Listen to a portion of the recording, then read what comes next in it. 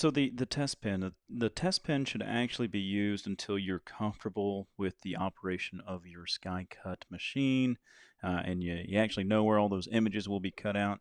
So the test pen can be disassembled and reassembled. But anyways, so you have the pen housing that's right here, and then you have the pen, and then the thing to note is you have the spring on there as well.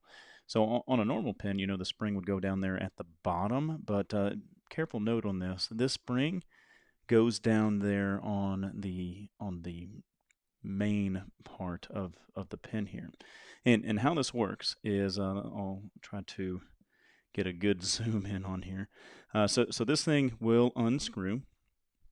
Okay, so you unscrew it. Then the pin here actually goes in here. Okay, you can sort of see that the tip is a little bit exposed there, and then you go ahead and cap it off with this. Okay, so it slides right on top of there, and then it goes into the groove hole there, and you just keep on twisting, and you're going to have it go all the way down to the bottom, and that's what's going to lock in the pin.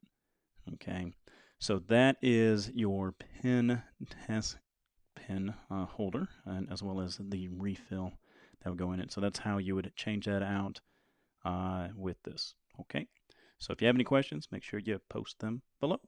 Okay, thanks.